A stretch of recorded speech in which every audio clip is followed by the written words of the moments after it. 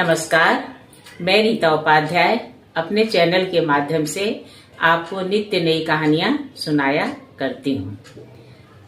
मैं आज जो कहानी सुना रही हूँ वह श्री रामचंद्र जी के जीवन से संबंधित है। श्री रामचंद्र जी लंका पर विजय प्राप्त करके अयोध्या लौटे और अपने सिंहासन पर आरूढ़ हुए। उन्होंने विश्व विजय के लिए अश्वमेध यज्ञ का आयोजन किया और अपने अश्व को विश्व पर विजय प्राप्त करने के लिए रवाना किया।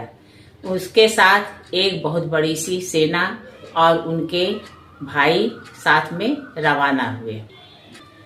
अश्व जहां भी जाता सारे राजा श्री रामचंद्र जी की अधीनता स्वीकार कर लेते थे। कोई भी अश्व को पकड़कर चुनौती नहीं देता था और भेंट स्वरूप उन्हें बहुमूल्य मोती, स्वर्ण, वस्त्राभूषण आदि देकर अपनी अधीनता स्वीकार करता था। घोड़ा चलते चलते नीलांचल पर्वत पर पहुंचा और वह घास खाने लगा। वह घोड़ा नीलांचल पर थोड़ी देर ठहरकर घास चरता हुआ आगे बढ़ गया। उसका वेग मन के समान तीव्र था। श्रेष्ठ वीर शत्रुघ्न, राजा लक्ष्मी निधि, भयंकर वाहन वाले राजकुमार पुष्कल तथा राजा प्रतापाग्रही थे। ये सभी उसकी रक्षा कर रहे थे। कई करोड़ वीरों से सुरक्षित वह यज्ञ संबंधी अश्व क्रमशः आगे बढ़ता हुआ राजा सुबाहु द्वारा परिपालित चंक्रांका नदी के पास जा पहुंचा। उस समय राजा का पुत्र दमन शिकार खेल रहा था। उसकी दृष्टि उस घोड़े पर पड़ी जो चंदन आदि से चर्चित तथा मस्तक में सुवर्णमय पत्र से शोभायमान था। राजकुमार दमन ने उस पत्र को बांचा। सुंदर अक्षरों में लिखा होने के कारण उसकी बड़ी शोभा हो रही थी।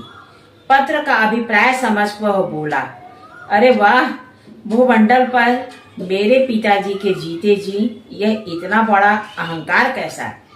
जिसने यह घमंड दिखाया है उसे मेरे धनुष से छूटे हुए बाण इस उदंडता का फल चखाएंगे। आज मेरे तीखे बाण शत्रुघ्न के समस्त शरीर को घायल करके उन्हें लहूलुहान कर देंगे, जिससे वे फूले हुए फ्लाश की भांति दिखाई देंगे। राजकुमार दमन ने ऐसा कहकर अश्व को तो अपने नगर में भेज दिया और स्वयं हर्ष तथा उत्साह में भरकर सेनापति से कहा, महामते, शत्रुओं का सामना करने के लिए मेरी सेना तैयार कर दो। इस प्रकार सेना को सुसज्जित करके वह शीघ्र ही युद्ध क्षेत्र में सामने जाकर डट गया। उस समय उसका स्वरूप बड़ा उग्र दिखाई देता था। इस बीच में घोड़े के पीछे चलने वाले योद्धा भी वहां आ पहुंचे और अत्यंत व्याकुल होकर बारंबार एक दूसरे से पूछने लगे, महाराज का यह यज्ञ संबंधी अश्व जो बहाल पत्र से चिन्हित था कहाँ चला गया? इतने में ही शत्रुओं को ताप देने वाले राजा प्रतापाग्रही ने देखा सामने ही कोई सेना तैयार होकर खड़ी है जो वीरोचित शब्दों का उच्चारण करती हुई गर्जना कर रही है। प्रतापाग्रही के सिपाहियों ने उनसे कहा, महाराज, जान पड़ता है यही राजा घोड़ा ले गया है, अन्यथा यह वीर अपने सैनिकों के साथ हमारे सामने क्यों खड़ा होता? यह सुनकर प्रतापाग्रही ने अपना एक सेवक भेजा। उसने जाकर पूछा, महाराज, श्री रामचंद्र जी का अश्व कहाँ है? कौन ले गया है? क्यों ले गया है? क्या वह भगवान श्री रामचंद्र जी को नहीं जानता? राजकुमार दमन बड़ा बलवान था। वह सेवक का ऐसा वचन सुनकर बोला, अरे, भालपत्र आदि चिन्हों से अलंकृत उस यज्ञ संबंधी अश्व को मैं ले गया हूँ। उसकी सेवा में जो शूरवीर हो वो आए और मुझे जीतकर बलपूर्वक यहाँ से घोड़े को छुड़ा ले जाएं। राजकुमार का वचन सुनकर सेवक को बड़ा क्रोध हुआ, तथापि वह हंसता हुआ वहां से लौट गया और राजा के पास जाकर उसने दमन की कही हुई सारी बात ज्यों की त्यों सुना दी। उसे सुनते ही महाबली प्रतापाग्रह्य की आंखें क्रोध से लाल हो गईं। अब वे 4 घोड़ों से सुशोभित स्वर्णमय रथ पर सवार हो बड़े बड़े वीरों को साथ ले राजकुमार से युद्ध करने के लिए चल पड़े। उनकी सहायता में बहुत बड़ी सेना थी। आगे चलकर वे धनुष पर टंकार देने लगे। निकट जाकर प्रतापग्रह्य ने युद्ध के लिए उद्धत राजकुमार को संबोधित करके कहा, कुमार, तू तो अभी बालक है, क्या तूने ही हमारे श्रेष्ठ घोड़े को बांध रखा है? अरे, समस्त वीर शिरोमणि जिनके चरणों की सेवा करते हैं, उन महाराज श्री रामचंद्र जी को तू नहीं जानता? दैत्यराज रावण भी जिनके अद्भुत प्रताप को नहीं सह सका, उन्हीं के घोड़े को ले जाकर तूने अपने नगर में पहुंचा दिया है।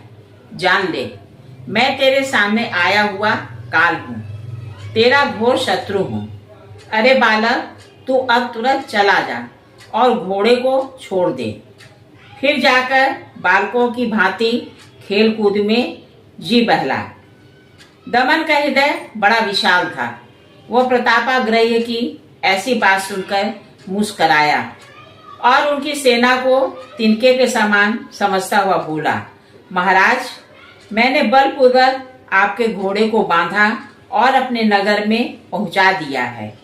अब जीते जी उसे लौटा नहीं सकता। आप बड़े बलवान हैं तो युद्ध कीजिए।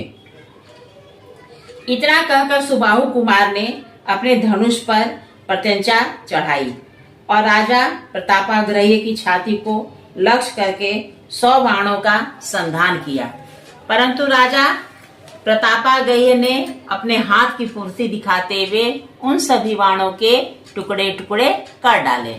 यह देखकर राजकुमार दमन को बड़ा क्रोध हुआ। वह बाणों की वर्षा करने लगा। तदनंतर दमन ने अपने धनुष पर 300 बाणों का संधान किया और उन्हें शत्रु पर चलाया। उन्होंने प्रतापाग्रह्य की छाती छेद डाली और रक्त में नहाकर वे उसी भांति नीचे गिरे जैसे श्री रामचंद्र जी की भक्ति से विमुख हुए पुरुषों का पतन हो जाता है। उसका पराक्रम देखकर प्रतापाग्रह्य क्रोध से जल उठे और बोले, वीर, तू मेरा अद्भुत पराक्रम देख। यों कहकर उन्होंने तुरंत तीखे बाणों की बौछार आरंभ कर दी। वे बाण घोड़े और पैदल सबके ऊपर पड़ते दिखाई देने लगे। उस समय राजकुमार दमन ने प्रतापाग्रह्य की बाण वर्षा को रोककर कहा, आर्य, यदि आप शूरवीर हैं तो मेरी एक ही मार सह लीजिए। राजकुमार ने अपने शत्रु के हृदय को निशाना बनाया और बाण छोड़ दिया। वह बड़े वेग से शत्रु की ओर चला। प्रतापाग्रह्य ने जब देखा कि शत्रु का बाण मुझे गिराने के लिए आ रहा है, तो उन्होंने उसे काट डालने के लिए कई तीखे बाण अपने धनुष पर चढ़ाए, किंतु राजकुमार का बाण प्रतापाग्रह्य के सब बाणों को काटता हुआ उनके धैर्य युक्त हृदय तक पहुंच ही गया। हृदय पर चोट करके वह उसके भीतर घुस गया। राजा प्रतापाग्रह्य उसकी चोट खाकर भूमि पर गिर पड़े। उन्हें मूर्छित, चेतनाहीन एवं रथ की बैठक से धरती पर गिरा देख सारथी ने उठाकर रथ पर बिठाया और युद्ध भूमि से बाहर ले गया। उस समय राजा की सेना में बड़ा हाहाकार मचा। समस्त योद्धा भागकर वहां पहुंचे जहां करोड़ों वीरों से घिरे हुए शत्रुघ्न जी मौजूद थे। प्रतापाग्रह्य को परास्त करके राजकुमार दमन ने विजय पाई और अब वह शत्रुघ्न की प्रतीक्षा करने लगा। इधर शत्रुघ्न को जब यह हाल मालूम हुआ तो क्रोध में भरकर दांतों से दांत पीसते हुए बारंबार सैनिकों से पूछने लगे, कौन मेरा घोड़ा ले गया है? किसने शूर शिरोमणि राजा प्रतापाग्रही को परास्त किया है। तब सेवकों ने कहा कि राजा सुबाहु के पुत्र दमन ने प्रतापाग्रही को पराजित किया है, वे ही यज्ञ का घोड़ा ले गए हैं। यह सुनकर शत्रुघ्न बड़े वेग से चढ़कर युद्ध भूमि में आए। वहां उन्होंने देखा कितने ही हाथियों के गंडस्थल विदीर्ण हो गए हैं, घोड़े अपने सवारों सहित घायल होकर मरे पड़े हैं।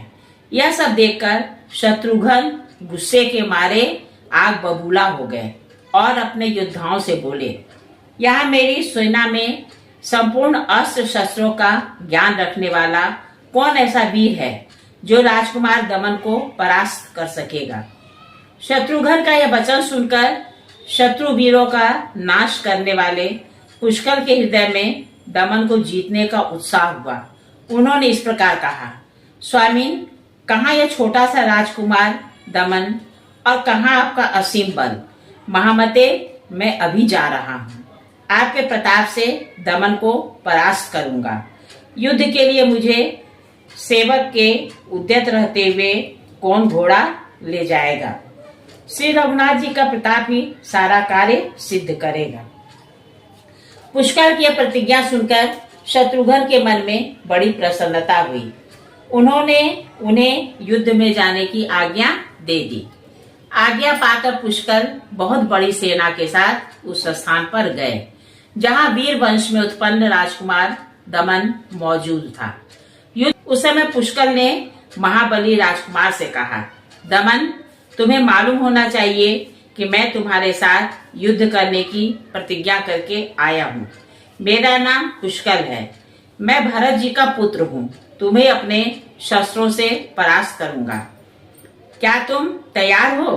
पुष्कर की उपयुक्त बात सुनकर उसने हंसते हंसते उत्तर दिया, भरत नंदन, मुझे राजा सुबाहु का पुत्र समझो। मेरा नाम दमन है। पिता के प्रति भक्ति रखने के कारण मेरे सारे पाप दूर हो गए हैं। महाराज, शत्रुघ्न का घोड़ा ले जाने वाला मैं ही हूँ।